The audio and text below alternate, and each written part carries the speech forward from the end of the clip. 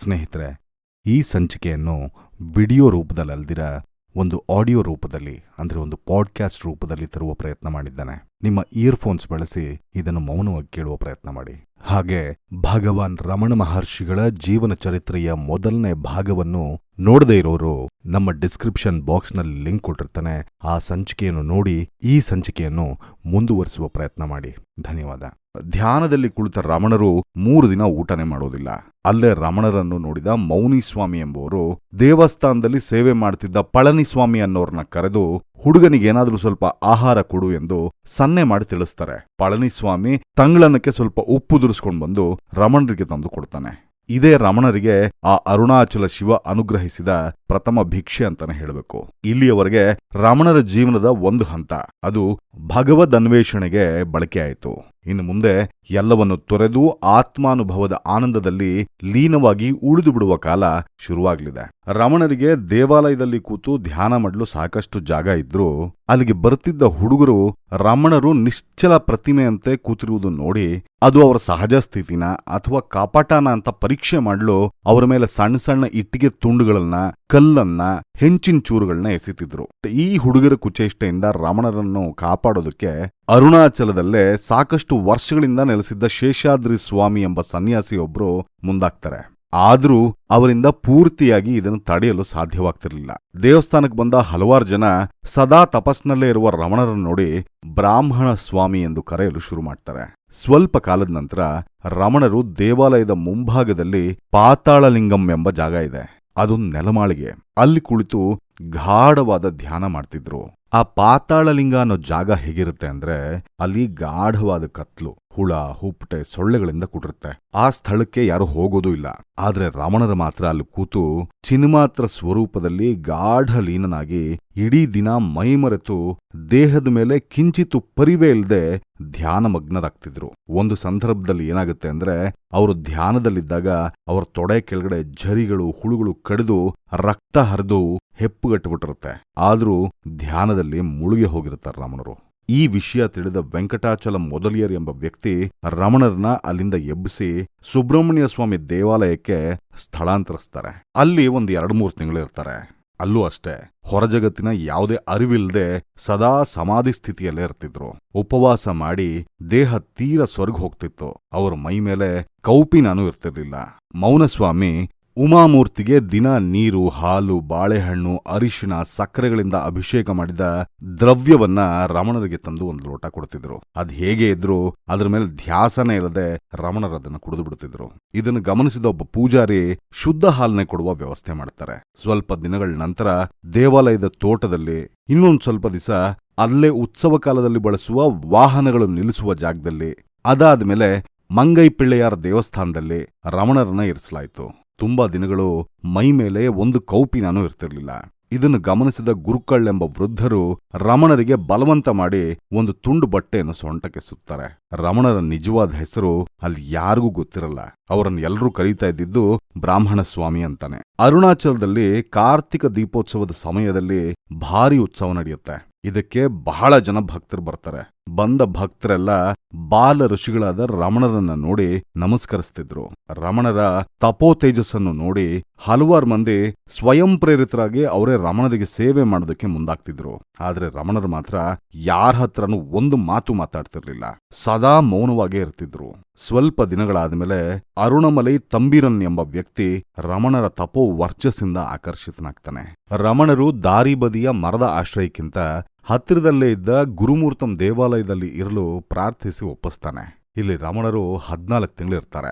ನಂತರ ಜನಸಂದಣಿಯಿಂದ ತೊಂದರೆ ಆಗೋ ಕಾರಣಕ್ಕೆ ಪಕ್ಕದಲ್ಲೇ ಇದ್ದ ಮಾವಿನ ತೋಟದಲ್ಲಿ ರಮಣರಿಗೆ ವಸತಿ ಏರ್ಪಾಟು ಮಾಡಲಾಗ್ತದೆ. ಇದನ್ನು ಏರ್ಪಾಟು ಮಾಡಿದ್ದು ಪಳನಿಸ್ವಾಮಿ ಎಂಬ ವ್ಯಕ್ತಿ.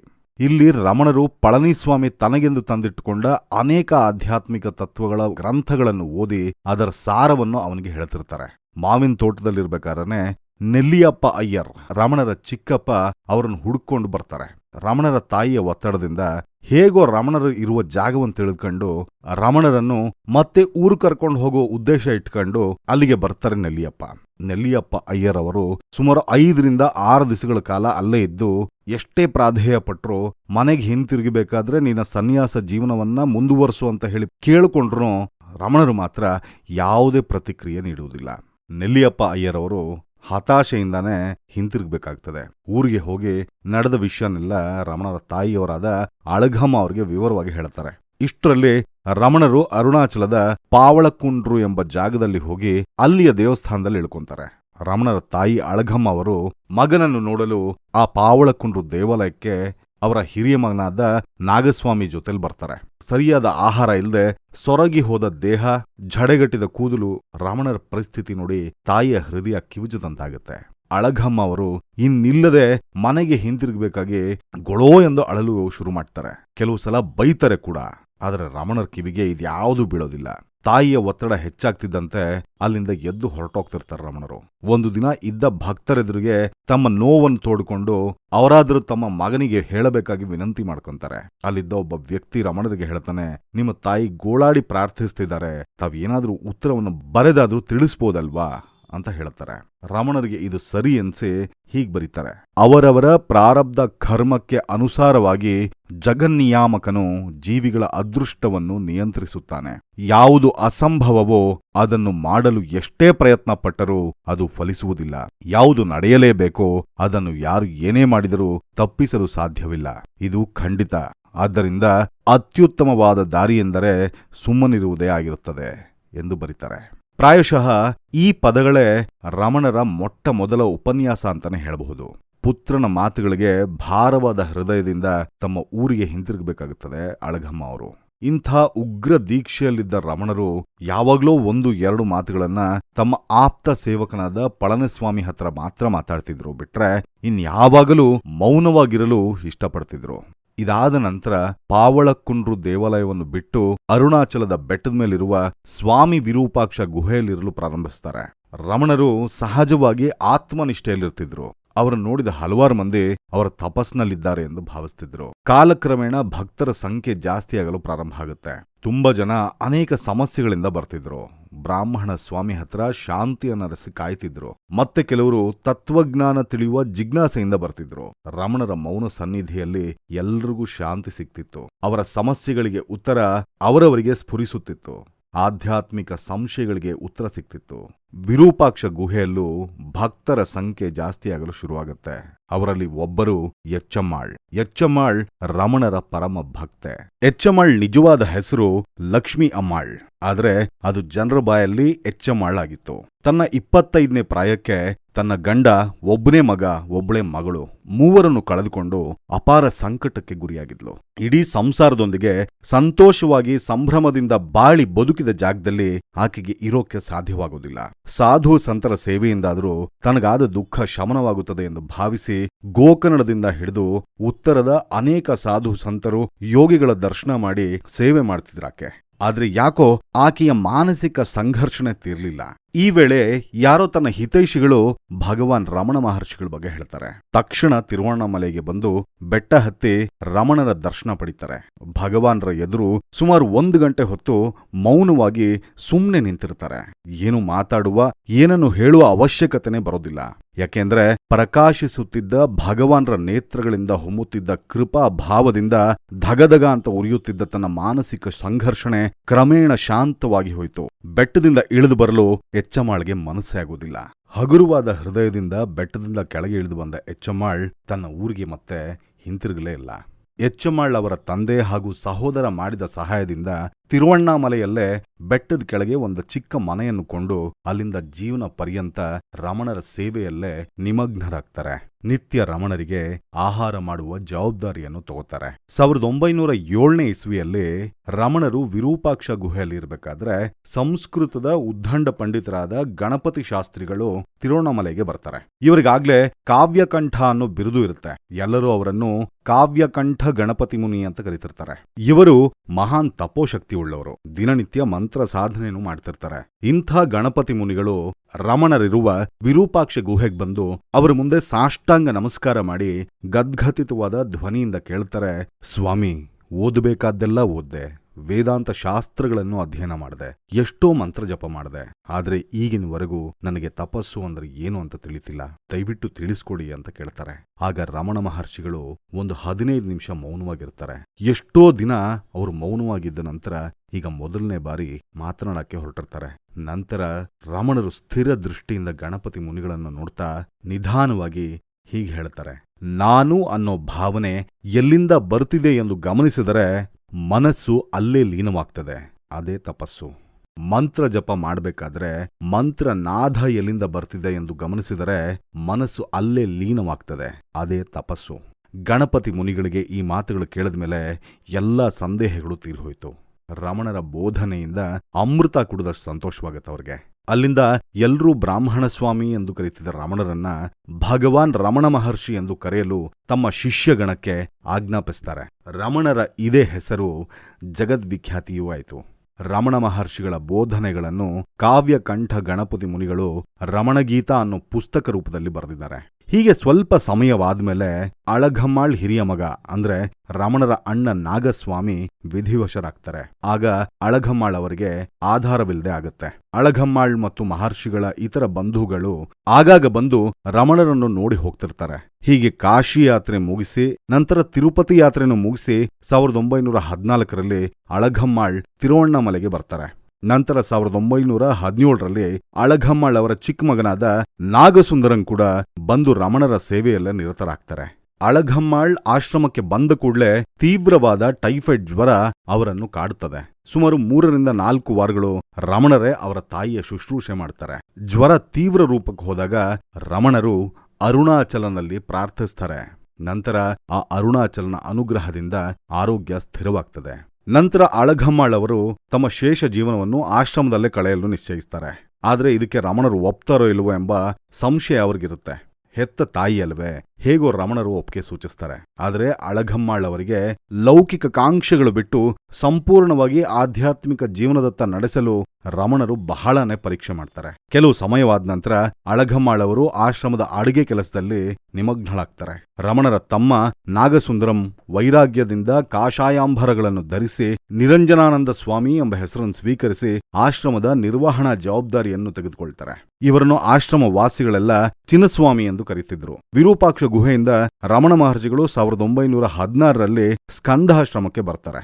ಸ್ಕಂದಾಶ್ರಮದಲ್ಲಿ ಕೆಲ ಕಾಲ ಇದ್ದ ನಂತರ 1922ನೇ ಇಸ್ವಿಯಲ್ಲಿ ರಮಣರ ತಾಯಿಯವರಾದ ಅಳಘಮ್ಮಾಳ್ ಅವರು ನಿರ್ಯಾಣವಾಗ್ತಾರೆ. ಅವರ ದೇಹವನ್ನು ಒಂದು ದೊಡ್ಡ ಗುಣಿಯಲ್ಲಿ ಇರಿಸಿ ಶಾಸ್ತ್ರೋಕ್ತವಾಗಿ ಅದರ ಮೇಲೆ ಹಾಗೂ ಸುತ್ತಮುತ್ತ ಪವಿತ್ರವಾದ ಭಸ್ಮ, ಕರ್ಪೂರ, ಉಪ್ಪು, ಧೂಪಗಳನ್ನು ದೊಡ್ಡ ಪ್ರಮಾಣದಲ್ಲಿ ಸುರಿದು ಅದರ ಮೇಲೆ ಕಲ್ಲಿನ ಕಟ್ಟಡಗಳನ್ನು ನಿರ್ಮಿಸ್ತಾರೆ. ಅಲ್ಲಿಯವರೆಗೂ ಎಲ್ಲ ವಿಧಿಗಳಿಂದ ದೂರವಿದ್ದ ರಮಣರು ಆ ಕಟ್ಟಡದ ಮೇಲೆ ಒಂದು ಲಿಂಗವನ್ನು ಪ್ರತಿಷ್ಠಾಪಿಸಿದ್ರು. ಅಲ್ಲಿಂದ ಆ ಜಾಗವನ್ನು ಮಾತೃಭೂತೇಶ್ವರ ಅಂದ್ರೆ ಶಿವನ ರೂಪದಲ್ಲಿರುವ ಮಾತೃಶಕ್ತಿ ಎಂದು ಕರೆಯಲಾಯಿತು. ನಂತರ ಸಮಾಧಿಯ ಸುತ್ತ ಒಂದು ಗುಡಿಸಲನ್ನು ಕಟ್ಟಲಾಯಿತು. ಕಾಲಕ್ರಮೇಣ ಅಲ್ಲೇ ರಮಣಾಶ್ರಮ ನಿರ್ಮಾಣವಾಯಿತು. ಆಶ್ರಮಕ್ಕೆ ಬರುವವರು ಹಾಗೂ ಭಕ್ತರ ಸಂಖ್ಯೆ ಜಾಸ್ತಿಯಾಯಿತು. ಆಶ್ರಮ ವಾಸಿಗಳು ಭಗವಾನ್ ರಮಣ ಮಹರ್ಷಿಗಳ ಸೇವೆಯಲ್ಲಿ ನಿರತರಾದರು. ನಿರಂಜನಾನಂದ ಸ್ವಾಮಿ ಕೂಡ ಆಶ್ರಮದಲ್ಲಿ ಒಳ್ಳೆ ಅಭಿಮಾನ ಸಂಪಾದಿಸ್ತಾರೆ. ಕಮ್ಮಿ ಸಮಯದಲ್ಲೇ ಆಶ್ರಮ ತುಂಬಾ ವೃದ್ಧಿಗೆ ಬರುತ್ತೆ. ದೇಶ ವಿದೇಶಗಳಿಂದ ಜ್ಞಾನ ಜಿಜ್ಞಾಸೆಯಿಂದ ಬರುವವರ ಸಂಖ್ಯೆ ಜಾಸ್ತಿಯಾಗುತ್ತೆ. ಭಗವಾನ್ ರಮಣರ ಸನ್ನಿಧಿಯಲ್ಲಿ ಎಷ್ಟೋ ಜನಕ್ಕೆ ತಮ್ಮ ಅನುಮಾನಗಳು, ಸಂಶಯಗಳು ನಿವಾರಣೆಯಾಗಿ ಆಧ್ಯಾತ್ಮಿಕ ಮಾರ್ಗದಲ್ಲಿ ಮಾರ್ಗದರ್ಶನ ಸಿಗುತ್ತಿರುತ್ತೆ. ಇವರೆಲ್ಲರಿಗೂ ರಮಣಾಶ್ರಮ ಒಂದು ಆಧ್ಯಾತ್ಮಿಕ ಕೇಂದ್ರ ಬಿಂದುವಾಗಿರುತ್ತೆ. ಹೊರದೇಶದಿಂದ ರಮಣರ ಸನ್ನಿಧಿಗೆ ಬಂದ ಮೊದಲ ಭಕ್ತ ಫ್ರಾಂಕ್ ಎಚ್ ಹಂಫ್ರೀಸ್. ಫ್ರಾಂಕ್ ತಮಿಳುನಾಡಿನ ವೇಲೂರ್ಗೆ ಅಸಿಸ್ಟೆಂಟ್ ಪೊಲೀಸ್ ಸೂಪರಿಂಟೆಂಡೆಂಟ್ ಆಗಿ ಬಂದಿರ್ತಾನೆ. ಈತನಿಗೆ ಆಧ್ಯಾತ್ಮಿಕ ವಿಷಯಗಳಲ್ಲಿ ಬಹಳ ಆಸಕ್ತಿ ಇದ್ದ ಕಾರಣ ಭಗವಾನ್ ರಮಣರನ್ನ ವಿರೂಪಾಕ್ಷ ಗುಹೆಯಲ್ಲಿರ್ಬೇಕಾದ್ರೆ ದರ್ಶನ ಮಾಡಿ ತನಗಿದ್ದ ಸಂದೇಹಗಳಿಗೆಲ್ಲ ಉತ್ತರ ತಿಳ್ಕೊಂತಾನೆ. ಹಾಗೆ ಭಗವಾನ್ ರಮಣರ ಶಿಷ್ಯನಾಗಿ ಮನಃಶಾಂತಿಯನ್ನು ಪಡೆದಿರ್ತಾನೆ. ರಮಣ ಮಹರ್ಷಿಗಳ ಉಪದೇಶಗಳನ್ನು ಹಾಗೂ ತಾನು ಮಹರ್ಷಿಗಳ ಜೊತೆ ನಡೆಸಿದ ಸಂಭಾಷಣೆಗಳ ಬಗ್ಗೆ ಫ್ರಾಂಕ್ ತನ್ನ ಇಂಗ್ಲೆಂಡ್ನಲ್ಲಿರುವ ತನ್ನ ಸ್ನೇಹಿತೆಗೆ ಪತ್ರಗಳ ಮುಖಾಂತರ ತಿಳಿಸಿರ್ತಾನೆ. ಆಕೆ ಈ ವಿಷಯವಾಗಿ ಇಂಟರ್ನ್ಯಾಷನಲ್ ಸೈಕಿಕ್ ಗೆಜೆಟ್ ಅನ್ನೋ ಪತ್ರಿಕೆಯಲ್ಲಿ ಬರೀತಾಳೆ. ಈ ಪತ್ರಿಕೆಯಲ್ಲಿರುವ ವಿಷಯಗಳನ್ನು ಓದಿ ಭಗವಾನ್ ರಮಣರ ಬೋಧನೆಗಳನ್ನು ತಿಳಿದುಕೊಂಡು ತುಂಬಾ ಜನ ಪಾಶ್ಚಾತ್ಯರು ಪ್ರಭಾವಿತರಾಗ್ತಾರೆ. ರಮಣರ ಬೋಧನೆಗಳು ವಿದೇಶದಲ್ಲೂ ಹರಡಲು ಶುರುವಾಯಿತು. ಭಗವಾನ್ ರಮಣರು ಆಶ್ರಮದಲ್ಲಿ ಯಾವಾಗ್ಲೂ ಮೌನವಾಗೇ ಇರ್ತಿದ್ರು. ಅವರ ಮುಖದಲ್ಲಿರುವ ಮಂದಹಾಸ ಅತ್ಯಂತ ಮನೋಹರವಾಗಿರ್ತಿತ್ತು. ಅವರ ಮೌನ ಸನ್ನಿಧಿಯಲ್ಲಿ ಕೆಲವೇ ಕ್ಷಣಗಳು ಕುಳಿತಿದ್ರು ಅತ್ಯದ್ಭುತವಾದ ಆಧ್ಯಾತ್ಮಿಕ ಅನುಭವ ಗೋಚರವಾಗ್ತಿತ್ತು ಎಲ್ರಿಗೂ. ರಮಣಾಶ್ರಮ ಕ್ರಮೇಣ ತುಂಬಾ ಅಭಿವೃದ್ಧಿಯಾಯಿತು. ಹೀಗಿರ್ಬೇಕಾದ್ರೆ ಒಂದಿನ ಆಶ್ರಮದಲ್ಲಿ ಒಂದು ಸಂಘಟನೆ ನಡೆಯುತ್ತೆ. 1924ನೇ ಇಸ್ವಿಯಲ್ಲಿ ಇಷ್ಟು ಅಭಿವೃದ್ಧಿಯಾಗಿರುವ ಆಶ್ರಮದಲ್ಲಿ ಹಣ ಸಂಪತ್ತು ಇರುತ್ತೆ ಅಂತ ಭಾವಿಸಿ ಕೆಲವು ಕಳ್ಳರ ಗುಂಪು ಕಳ್ಳತನಕ್ಕೆ ಅಂತ ಆಶ್ರಮಕ್ಕೆ ಬರ್ತಾರೆ. ಆದ್ರೆ ಅವರಿಗೆ ಆಶ್ರಮದಲ್ಲಿ ಏನೂ ಸಿಗೋದಿಲ್ಲ. ಅವ್ರಿಗೆ ಸಿಕ್ಕಿದ್ದೆಲ್ಲ ಕೆಲವು ಹಣ್ಣು, ಸ್ವಲ್ಪ ಅಕ್ಕಿ, ಒಂದು ₹6 ಹಣ ಮಾತ್ರ. ಇದರಿಂದ ವಿಚಲಿತರಾದ ಕಳ್ಳರ ಗುಂಪು ಕೋಪಗೊಂಡು ರಮಣರಿರುವ ಜಾಗಕ್ಕೆ ಹೋಗಿ ಹಣ ಎಲ್ಲಿ ಎಂದು ಜೋರಾಗಿ ಕೂಗಿ ಭಗವಾನ್ರ ಎಡಗಾಲಿಗೆ ಒಂದು ದೊಡ್ಡ ದೊಣ್ಣೆಯಿಂದ ಹೊಡಿತಾರೆ. ರಮಣರ ಕಾಲಿಗೆ ತುಂಬಾ ದೊಡ್ಡ ಗಾಯನೇ ಆಗುತ್ತೆ. ಈ ವಿಷಯ ತಿಳಿದ ರಮಣರ ಶಿಷ್ಯರು ಆ ಕಳ್ಳರ ಹಿಂದೆ ಬೀಳ್ತಾರೆ. ಆದ್ರೆ ಭಗವಾನ್ ರಮಣ ಮಹರ್ಷಿಗಳು ಅವರನ್ನು ತಡೆದು ನಾವು ನಮ್ಮ ಸಾಧು ಧರ್ಮವನ್ನ ಮರಿಬಾರದು ಎಂದು ಸೂಕ್ಷ್ಮವಾಗಿ ಗದರ್ತಾರೆ. ಎಲ್ಲರೂ ಮಾಡಿದ ಹಾಗೆ ಆ ಕಳ್ಳರು ತಮ್ಮದೇ ಆದ ರೀತಿಯಲ್ಲಿ ನನ್ನನ್ನು ಪೂಜಿಸಿದ್ದಾರೆ ಎಂದು ಹೇಳ್ತಾರೆ. ಕೆಲವೇ ದಿನಗಳಲ್ಲಿ ಆ ಕಳ್ಳರನ್ನ ಪೊಲೀಸರು ಹಿಡಿದು ಶಿಕ್ಷೆನೂ ಆಗುತ್ತೆ. ರಮಣ ಮಹರ್ಷಿಗಳು ಅಪಾರ ಕರುಣಾಮೂರ್ತಿ. ಯಾರೇ ಕಷ್ಟ ಅಂತ ಬಂದ್ರೂ ತುಂಬಾ ತಾಳ್ಮೆಯಿಂದ ಕೇಳ್ತಿದ್ರು. ಅವ್ರು ಕಣ್ಣೀರ್ ಹಾಕಿದ್ರೆ ರಮಣರೂ ಕಣ್ಣೀರ್ ಹಾಕ್ತಿದ್ರು. ಭಗವಾನ್ ರಮಣರ ಕರುಣೆ, ಪ್ರೇಮ ಬರೀ ಮಾನವರಿಗೆ ಸೀಮಿತವಾಗಿರಲಿಲ್ಲ. ಪಶು ಪಕ್ಷಿಗಳಿಗೆ, ಚರಾಚರ ಜೀವಿಗಳಿಗೂ ಅವರ ಪ್ರೀತಿ, ಅನುರಾಗ, ಕರುಣೆ ಸಿಕ್ತಿತ್ತು. ರಮಣಾಶ್ರಮ ನೋಡಿದ್ರೆ ಒಂದು ಪ್ರಾಚೀನ ಋಷಿಗಳ ಆಶ್ರಮದ ರೀತಿನೇ ಭಾಸವಾಗ್ತಿತ್ತು. ಕಾರಣ ಕೋತಿಗಳು, ಹಸುಗಳು, ಹಾವುಗಳು, ನಾಯಿಗಳು, ಜಿಂಕೆಗಳು, ನವಿಲು, ಅಳಿಲು ಹೀಗೆ ಎಲ್ಲವೂ ಆಶ್ರಮವಾಸಿಗಳೇ ಆಗಿದ್ವು. ಹಾಗೂ ಭಗವಾನ್ ರಮಣರಿಗೆ ಆತ್ಮೀಯವಾಗೇ ಇದ್ವು. ರಮಣರು ಅವುಗಳನ್ನ ಮಾತಾಡಿಸ್ಬೇಕಾದ್ರೆ ಅದು ಇದು ಎಂತಿರ್ಲಿಲ್ಲ. ಅವರು, ಇವರು, ಅವನು, ಇವನು ಎಂಬ ಪದಗಳಲ್ಲೇ ಕರೆಯುತ್ತಿದ್ರು. ರಮಣಾಶ್ರಮದಲ್ಲಿ ಒಂದೊಂದು ಪ್ರಾಣಿಯ ಹಿಂದೆನೂ ಒಂದೊಂದು ಅದ್ಭುತವಾದ ಕಥೆ ಇದೆ. ಜಾಕ್ ದಿ ಡಾಗ್ ಅನ್ನೋ ನಾಯಿ, ಲಕ್ಷ್ಮೀ ದಿ ಕೌ ಅನ್ನೋ ಹಸು, ವಲ್ಲಿ ದಿ ಡೀರ್ ಅನ್ನೋ ಜಿಂಕೆ, ಹೀಗೆ ಪ್ರತಿಯೊಂದು ಪ್ರಾಣಿಯೊಂದಿಗೂ ರಮಣರಿಗೆ ನಿಲ್ಲದ ಆತ್ಮೀಯತೆ. ಇದೆಲ್ಲದ್ರ ಬಗ್ಗೆ ಮುಂದೆ ಮತ್ತೊಂದು ಅದ್ಭುತವಾದ ಎಪಿಸೋಡನ್ನೇ ಮಾಡೋಣ. ಹಾಗೆ ಆಶ್ರಮದಲ್ಲಿ ಊಟದ ನಿಯಮನೂ ಹೀಗೆ ಇರ್ತಿತ್ತು. ಮೊದಲು ಆಶ್ರಮನ ಅವಲಂಬಿಸಿರುವ ನಾಯಿ ಕೋತಿಗಳಿಗೆ ಹಾಗೂ ಇತರೆ ಪ್ರಾಣಿಗಳಿಗೆ, ನಂತರ ಬಂದ ದೀನರಿಗೆ ಹಾಗೂ ಸಂತರಿಗೆ, ಇದಾದ ನಂತರವೇ ಭಕ್ತರಿಗೆ ಊಟದ ವ್ಯವಸ್ಥೆ ಮಾಡಲಾಗ್ತಿತ್ತು. ರಮಣಾಶ್ರಮದಲ್ಲಿ ಸಮಸ್ತ ಪ್ರಾಣಿಕೋಟಿಯನ್ನು ಆತ್ಮಸ್ವರೂಪವಾಗಿ ನೋಡ್ತಿದ್ರು. ರಮಣಾಶ್ರಮದ ಪ್ರಾಣಿಗಳಿಗೆ ಸಮಯಕ್ಕೆ ಸರಿಯಾಗಿ ಊಟ, ಸ್ನಾನ, ವ್ಯಾಧಿ ಬಂದ್ರೆ ಉಪಚಾರ, ಒಂದು ವೇಳೆ ಯಾವುದಾದರೂ ಹಸು ಪ್ರಸವಿಸಿದರೆ ಅದಕ್ಕೆ ಬೇಕಾದ ಶುಶ್ರೂಷೆ, ಮರಣಿಸಿದರೆ ಶಾಸ್ತ್ರೋಕ್ತವಾಗಿ ಅಂತ್ಯಕ್ರಿಯೆ, ಇದು ರಮಣಾಶ್ರಮದ ನಿಯಮಗಳು. ಭಗವಾನ್ ರಮಣರು ತಮ್ಮ ದೇಹತ್ಯಾಗ ಮಾಡೋವರೆಗೂ ಆಶ್ರಮವನ್ನು ಬಿಟ್ಟು ಎಲ್ಲೂ ಹೋಗ್ಲೇ ಇಲ್ಲ. 54 ವರ್ಷಗಳು ಆಶ್ರಮದಲ್ಲೇ ಇದ್ರು. ಆಶ್ರಮದ ಜೀವನ ಆನಂದಮಯವಾಗಿ ಸಂತೋಷದಿಂದ ಕೂಡಿದ ಜೀವನವಾಗಿತ್ತು. ರಮಣರ ಸೋದರ ನಿರಂಜನಾನಂದ ಸ್ವಾಮಿ ರಮಣಾಶ್ರಮದ ಎಲ್ಲಾ ಜವಾಬ್ದಾರಿಗಳನ್ನು ಅಚ್ಚುಕಟ್ಟಾಗಿ ನಿರ್ವಹಿಸುತ್ತಿದ್ರು. ಆಶ್ರಮವನ್ನು ಅನೇಕ ವಿಭಾಗಗಳಾಗಿ ವಿಂಗಡಿಸಲಾಗಿತ್ತು. ಮಾತೃಬಹುತೇಶ್ವರಾಲಯ, ಧ್ಯಾನ ಮಂದಿರ, ಇದರ ಜೊತೆ ಗೋಶಾಲೆ, ವೇದ ಪಾಠಶಾಲೆ, ಭೋಜನ ಶಾಲೆ, ಕಚೇರಿಗಳು ಇತ್ಯಾದಿಗಳು ಹೀಗೆ ಕಾರ್ಯನಿರ್ವಹಿಸುತ್ತಿದ್ವು. ರಮಣ ಮಹರ್ಷಿಗಳು 1926ನೇ ಇಸ್ವಿಯವರೆಗೂ ಗಿರಿಪ್ರದಕ್ಷಿಣೆ ಮಾಡ್ತಿದ್ರು. ವಾರಕ್ಕೆ 2 ಬಾರಿ, ಇಲ್ಲ ಕನಿಷ್ಠ ತಿಂಗಳಿಗೊಮ್ಮೆ ಆದರೂ ಗಿರಿಪ್ರದಕ್ಷಿಣೆ ಮಾಡ್ತಿದ್ರು. ರಮಣರ ಜೊತೆ ಇಡೀ ಆಶ್ರಮವಾಸಿಗಳು ಗಿರಿಪ್ರದಕ್ಷಿಣೆ ಮಾಡ್ತಿದ್ರು. ಅರುಣಾಚಲ ಗಿರಿಪ್ರದಕ್ಷಿಣೆಗಿಂತ ದೊಡ್ಡ ತಪಸ್ಸು ಬೇರೊಂದಿಲ್ಲವೆಂದು ಅರುಣಾಚಲ ಮಹಾತ್ಮೆಯಲ್ಲಿ ಹೇಳಿರುವ ಮಾತುಗಳು. ಅದೊಂದು ಸಂಚಾರ ಸಮಾಧಿ. ಆ ಅರುಣಾಚಲ ಗಿರಿಯ ಮೇಲಿಂದ ಬರುವ ಔಷಧಿಯುಕ್ತ ಗಾಳಿ ಶ್ವಾಸಕೋಶಗಳಿಗೆ ಒಳ್ಳೆಯದು. ಪ್ರದಕ್ಷಿಣೆ ದೇಹಕ್ಕೆ ಹಾಗೂ ಆಧ್ಯಾತ್ಮಿಕ ಜ್ಞಾನಕ್ಕೆ ಒಳ್ಳೆಯದು ಎಂದು ರಮಣ ಮಹರ್ಷಿಗಳು ಯಾವಾಗ್ಲೂ ಹೇಳ್ತಿದ್ರು. ಆಶ್ರಮದಲ್ಲಿ ಹೂಗಳಿಂದ ಹಿಡಿದು ತರಕಾರಿ ಹಾಗೂ ಸೊಪ್ಪುಗಳನ್ನು ಬೆಳೆಸ್ತಿದ್ರು. ಯಾವುದನ್ನು ವ್ಯರ್ಥ ಮಾಡ್ತಿರ್ಲಿಲ್ಲ. ಕಡೆಗೆ ದೇವರ ನಿರ್ಮಾಲ್ಯನೂ ಕೂಡ ಸರಿಯಾಗಿ ಉಪಯೋಗಿಸ್ತಿದ್ರು. ಭಗವಾನ್ ರಮಣರು ಎಲ್ಲರ ಜೊತೆ ಕೂತು ತಾವು ಊಟ ಮಾಡ್ತಿದ್ರು. ತಮಗೆ ಯಾವುದೇ ರೀತಿ ಪ್ರತ್ಯೇಕವಾದ ಸದುಪಾಯಗಳನ್ನು ಕೊಡಲು ಪ್ರಯತ್ನಿಸಿದ್ರೆ ಅಂಗೀಕರಿಸ್ತಿರ್ಲಿಲ್ಲ. ಎಲ್ಲರೂ ಸಮಾನರೇ ಅಂತ ಹೇಳ್ತಿದ್ರು. ರಮಣರು ಗಾಯವಾದ ಕೋತಿಗಳಿಗೆ, ನಾಯಿಗಳಿಗೆ ತಾವೇ ಶುಶ್ರೂಷೆ ಮಾಡ್ತಿದ್ರು. ಗೋವು ಲಕ್ಷ್ಮಿ ಮರಣಿಸಿದ ದಿನ ಅದರ ಪಕ್ಕದಲ್ಲೇ ಕೂತು ಕಣ್ಣೀರ್ ಹಾಕಿದ್ರು. ಅದೆಷ್ಟೋ ಬಾರಿ ವಿಷ ಸರ್ಪಗಳು ಮಹರ್ಷಿಗಳ ಪಾದಗಳ ಮೇಲೆ ಹರಿದು ಹೋಗುತ್ತಿದ್ವು. ರಮಣರು ಮಾತ್ರ ಏನೂ ಆಗದಂತೆ ಸುಮ್ಮನೆ ಕೂರುತ್ತಿದ್ರು. ಭಗವಾನ್ ರಮಣರು ಉಪದೇಶಗಳ ಮುಖಾಂತರವೋ ಅಥವಾ ಉಪನ್ಯಾಸಗಳ ಮುಖಾಂತರವೋ ಗ್ರಂಥಗಳ ಮುಖಾಂತರವೋ ಏನನ್ನೂ ಬೋಧಿಸಿರಲಿಲ್ಲ. ಅವರದ್ದು ದಕ್ಷಿಣಾಮೂರ್ತಿಯಂತೆ ಮೌನ ಬೋಧನೆಯಷ್ಟೇ. ಯಾರಿಗಾದ್ರೂ ಪ್ರಶ್ನೆಗಳಿದ್ರೆ ಅತ್ಯಂತ ಕ್ಲುಪ್ತವಾಗಿ ಸಂದೇಹವನ್ನು ಪರಿಹರಿಸ್ತಿದ್ರು. ಬಹುಪಾಲು ಮೌನವಾಗಿರುವುದಕ್ಕೆ ಇಷ್ಟಪಡ್ತಿದ್ರು. ಆತ್ಮ ಚಿಂತನೆಯೊಂದಿಗೆ ಪರಿಪೂರ್ಣ ಶರಣಾಗತಿಯ ಮುಖಾಂತರವೋ ವಿಮುಕ್ತಿ ಹೊಂದಬಲ್ಲೆವು ಎಂದು ಹೇಳ್ತಿದ್ರು ಭಗವಾನ್. ಆಶ್ರಮದಲ್ಲಿ ಕುಲ, ಮತ, ಪ್ರಾಂತ್ಯ, ದೇಶಗಳ ಯಾವುದೇ ಭೇದ ಭಾವಗಳಿಗೆ ಸ್ಥಾನವಿರಲಿಲ್ಲ. ಆಶ್ರಮದ ಬಾಗಿಲು ಎಲ್ಲರಿಗೂ ಎಲ್ಲ ವೇಳೆಗಳಲ್ಲೂ ತೆರೆದೇ ಇರ್ತಿತ್ತು. ಯಾರ ಪ್ರವೇಶಕ್ಕೂ ನಿಷೇಧವಿರ್ತಿರ್ಲಿಲ್ಲ. ಸಕಲ ಜೀವಿಗಳು ಆತ್ಮ ಸ್ವರೂಪವೇ ಎಂದು ಭಗವಾನ್ ಬೋಧನೆ. ರಮಣ ಮಹರ್ಷಿಗಳು ಬರೆದ ಗ್ರಂಥಗಳು ಬಹಳ ಕಡಿಮೆ. ಅದರಲ್ಲೂ ಮುಖ್ಯವಾದ್ದು ಪದಿಕಂ ಅಷ್ಟಕಂ ಎಂಬ ಪದ್ಯಮಾಲೆಗಳು, ಅಕ್ಷರಮಣಿಮಾಲೈ, ಉಪದೇಶಸಾರಂ ಮತ್ತು ಉಳ್ಳಾದು ನಾರ್ಪದು ಎಂಬ ಕೃತಿಗಳು. ಅದು 1948. ಭಗವಾನ್ ರಮಣರ ಎಡಗೈ ಮೇಲೆ ಒಂದು ಹುಣ್ಣು ಕಾಣಿಸ್ಕೊಳ್ಳುತ್ತೆ. ಅದು ಕಾಲಕ್ರಮೇಣ ದೊಡ್ಡದಾಗ್ತಾ ಇರತ್ತೆ. ವೈದ್ಯರು ಅದನ್ನ ಪರೀಕ್ಷೆ ಮಾಡಿ ಸರ್ಕೋಮಾ ಅನ್ನೋ ಕ್ಯಾನ್ಸರ್ ಹುಣ್ಣು ಎಂದು ನಿರ್ಧರಿಸ್ತಾರೆ. ವೈದ್ಯರು ಅದಕ್ಕೆ ಬೇಕಾದ ಚಿಕಿತ್ಸೆಗಳನ್ನು ಮಾಡಿದ್ರು. ಶಸ್ತ್ರಚಿಕಿತ್ಸೆ ಮಾಡಿ ಅದನ್ನು ತೊಲಗಿಸಿದ್ರು. ಭಗವಾನ್ ರಮಣ ಮಹರ್ಷಿಗಳು ಅದೆಷ್ಟೋ ಬಾರಿ ಅನೆಸ್ಥೇಷಿಯಾನೇ ಇಲ್ಲದೇನೆ ಶಸ್ತ್ರಚಿಕಿತ್ಸೆ ಮಾಡಿಸ್ಕೊಂಡ್ರು. ಹೀಗೆ ಮಾಡುವಾಗ ರಮಣರು ಯಾವುದೇ ನೋವನ್ನು ವ್ಯಕ್ತಪಡಿಸಲಿಲ್ಲ. ತಾವೇ ಬೇರೆ, ತಮ್ಮ ದೇಹನೇ ಬೇರೆ ಎಂಬಂತೆ ಇರುವುದನ್ನು ನೋಡಿ ವೈದ್ಯರೇ ದಿಗ್ಭ್ರಾಂತರಾಗಿದ್ರು. ಇಷ್ಟೆಲ್ಲ ಮಾಡಿದ್ರೂ ಮತ್ತೆ ಕೆಲವೇ ದಿನಗಳಲ್ಲಿ ಆ ಹುಣ್ಣು ಕಾಣಿಸ್ಕೊಳ್ಳುತ್ತೆ. ಆಗ ವೈದ್ಯರು ಭಗವಾನ್ ಜೀವಂತವಾಗಿರ್ಬೇಕಾದ್ರೆ ಅವರ ಎಡಗೆಯನ್ನೇ ತೆಗಿಬೇಕು ಅಂತ ಹೇಳ್ತಾರೆ. ಆದ್ರೆ ರಮಣರು ಇದಕ್ಕೆ ಒಪ್ಪೋದಿಲ್ಲ. ತಲೆಗೆ ಗಾಯ ಆದ್ರೆ ತಲೆಯನ್ನೇ ತೆಗಿತೀರಾ? ಈ ದೇಹನೇ ಒಂದು ವ್ಯಾಧಿ. ಈ ವ್ಯಾಧಿಗೆ ಇನ್ನೊಂದು ವ್ಯಾಧಿ ಬಂದಿದೆ ಅಷ್ಟೇ. ಶರೀರ ಬಾಧೆ ತನ್ನ ಬಾಧೆ ಅಲ್ಲ, ತಾನು ಆತ್ಮಸ್ವರೂಪ ಎಂಬುದು ಮಹರ್ಷಿಗಳ ಭಾವನೆ. ರಮಣರ ದೇಹಕ್ಕೆ ಅಂತಿಮ ಕಾಲ ಬಂದಿದೆ ಎಂದು ತಿಳಿದು ಭಕ್ತರು ಹಲವಾರು ಪ್ರದೇಶಗಳಿಂದ ಆಶ್ರಮಕ್ಕೆ ಬರಲು ಪ್ರಾರಂಭಿಸಿದ್ರು. ಅವರೆಲ್ಲರಿಗೂ ಭಗವಾನ್ ರಮಣ ಮಹರ್ಷಿಗಳು ಹೇಳಿದ್ದು ಒಂದೇ ಮಾತು: ನಾನು ಎಲ್ಲಿಯೂ ಹೋಗುವುದಿಲ್ಲ, ಇಲ್ಲೇ ಇದ್ದೇನೆ, ಇರುತ್ತೇನೆ ಅಂತ. ಈ ಮಾತು ಆತ್ಮವು ಇದೆ ಎನ್ನುವುದನ್ನು, ಯಾವುದು ವಿಶ್ವವ್ಯಾಪಕವಾಗಿದೆಯೋ ಅದಕ್ಕೆ ಹೋಗುವುದಾಗಲಿ ಬದಲಾಗುವುದಾಗಲಿ ಇರುವುದಿಲ್ಲ ಎನ್ನುವುದು ಖಚಿತಪಡಿಸುತ್ತದೆ. ಅವತ್ತು ಏಪ್ರಿಲ್ 14 ಶುಕ್ರವಾರ. ಆ ದಿನ ಮಹರ್ಷಿಗಳು ತಮ್ಮ ಪರಿಚಾರಕರ ಬಹುದಿನಗಳ ಸೇವೆಗೆ ತಮ್ಮ ಕೃತಜ್ಞತೆ ತಿಳಿಸಿದರು. ಸಂಜೆಯವರೆಗೆ ಬಂದ ಭಕ್ತರಿಗೆಲ್ಲ ಪ್ರಸನ್ನ ಭಾವದಿಂದ ದರ್ಶನ ಕೊಟ್ಟರು.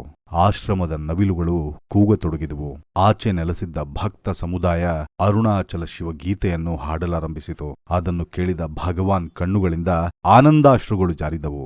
ನಂತರ ಒಂದೇ ಒಂದು ದೀರ್ಘವಾದ ಶ್ವಾಸ ಅಷ್ಟೇ. ಸಾವಿನ ಯಾವ ಕುರುಹೂ ಇಲ್ಲ. ಇನ್ನೊಂದು ಶ್ವಾಸ ಹೊರಬರಲೇ ಇಲ್ಲ. ಭಗವಾನ್ ದೇಹದಾಚೆ ಹೊರಟಿದ್ರು. ಆಗ ಸಮಯ 8:47. ಅದೇ ಸಮಯಕ್ಕೆ ಆಕಾಶದಲ್ಲಿ ದಿವ್ಯ ಜ್ಯೋತಿಯೊಂದು ಅರುಣಾಚಲ ಗಿರಿಪ್ರದಕ್ಷಿಣೆ ಮಾಡಿ ಈಶಾನ್ಯ ದಿಕ್ಕಿಗೆ ಹಾದು ಅದೃಶ್ಯವಾಯಿತು. ಈ ದೃಶ್ಯಕ್ಕೆ ಅಲ್ಲಿ ನೆರೆದಿದ್ದ ಎಷ್ಟೋ ಜನ ಸಾಕ್ಷಿಯಾದ್ರು. ಭಗವಾನ್ ದೇಹವನ್ನು ತಮ್ಮ ತಾಯಿಯವರ ಸಮಾಧಿಯ ಪಕ್ಕದಲ್ಲಿ ಸಮಾಧಿ ಮಾಡಲಾಯಿತು.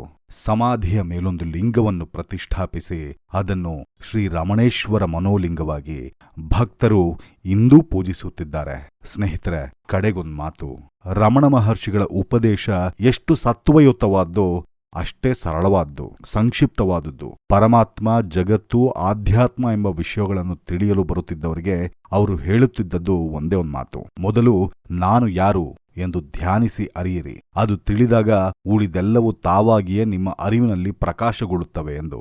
ವಿಜ್ಞಾನ ಕೊನೆ ತಲುಪಿದಾಗ ತತ್ವಚಿಂತನೆ ಆರಂಭವಾಗ್ತದೆ. ತತ್ವಚಿಂತನೆ ಮುಗಿದಾಗ ಮತಧರ್ಮ ಮೊದಲಾಗ್ತದೆ. ಮತಧರ್ಮಗಳು ಕೊನೆ ಮುಟ್ಟಿದ ಮೇಲೆ ನಿಜವಾದ ಆಧ್ಯಾತ್ಮಿಕತೆ ಆರಂಭವಾಗುತ್ತದೆ. ಅದರ ನಿರಂತರ ಸಂಪರ್ಕ ಅನುಸಂಧಾನದಿಂದ ಮಾತ್ರವೇ ವ್ಯಕ್ತಿ ತನ್ನ ನಿಜ ಸ್ವರೂಪವನ್ನು ತಿಳಿಯುತ್ತಾನೆ. ಆತ್ಮವೇ ತಾನು ಎಂದು ಅರಿಯುತ್ತಾನೆ. ಪರಮಾತ್ಮನಲ್ಲಿ ಸೇರಿ ಹೋಗ್ತಾನೆ. ಈ ವಿಷಯವನ್ನು ಅತ್ಯಂತ ಸರಳವಾಗಿ, ಅಷ್ಟೇ ಶಕ್ತಿಯುತವಾಗಿ ಬೋಧಿಸಿ ತೋರಿಸಿದವರು ಭಗವಾನ್ ರಮಣ ಮಹರ್ಷಿಗಳು. ಇದು ರಮಣ ಮಹರ್ಷಿಗಳ ಬಗ್ಗೆ ನನಗೆ ತಿಳಿದ ಕೆಲವು ವಿಷಯಗಳು. ಭಗವಾನ್ ರಮಣ ಮಹರ್ಷಿಗಳ ಬಗ್ಗೆ ಇನ್ನೂ ಹೆಚ್ಚಿನ ವಿಷಯಗಳು ತಿಳಿಯುವ ಆಸಕ್ತಿ ನಿಮ್ಮಲ್ಲಿದ್ರೆ ದಯವಿಟ್ಟು ನಮ್ಮ ಕಮೆಂಟ್ ಬಾಕ್ಸ್ನಲ್ಲಿ ತಿಳಿಸಿ. ಮುಂದಿನ ವಿಡಿಯೋಲ್ಲಿ ಮತ್ತೆ ಸಿಗೋಣ. ಅರುಣಾಚಲ ಶಿವ, ಅರುಣಾಚಲ ಶಿವ, ಅರುಣಾಚಲ ಶಿವ.